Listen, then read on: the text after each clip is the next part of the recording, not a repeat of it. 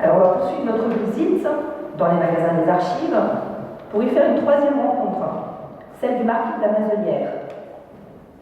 Donc cet homme que je n'ai pas réussi à trouver en portrait. Voilà. Qui est-il? C'était un amateur d'art. Il a voyagé beaucoup en Europe et il a beaucoup pris des photos, des clichés dans les musées qu'il a visités. C'était aussi un passionné d'Extrême-Orient. Il s'est rendu en Chine, en Inde et au Japon, et il a écrit plusieurs ouvrages sur la religion, l'art et l'histoire de ces pays. Il a constitué une bibliothèque, riche d'ouvrages du XVIe au début du XXe siècle, en latin, en grec, en langue européenne et en japonais, consacrés à l'Extrême-Orient, mais aussi au Dauphiné et aux Alpes.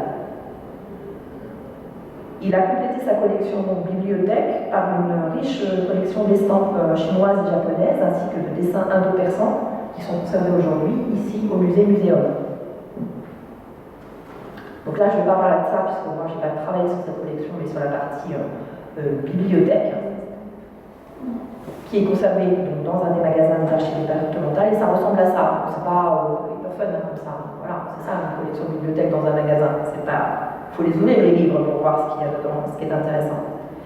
Par son testament daté du 6 avril 1934, le marquis de la Mazelière lègue sa bibliothèque personnelle au musée départemental de Gap, pas aux archives, au musée, ainsi que 60 000 francs pour classer et relier les manuscrits de ses œuvres.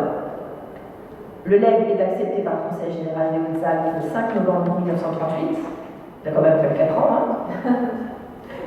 Et après une délibération de la commission administrative du musée, la bibliothèque est finalement mise en dépôt aux archives en 1940. Donc elle reste, elle est propriété du département et léguée au musée. Que trouve-t-on dans cette collection?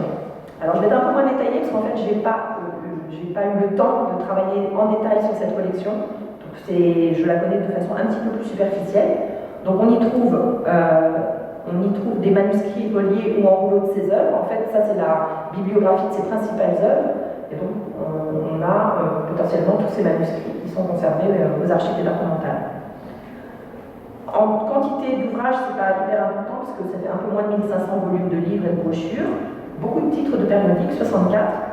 Beaucoup de clichés sur les Hautes-Alpes, à la fois des paysages, des monuments, des villes, et puis aussi des Hautes-Alpes et d'Europe.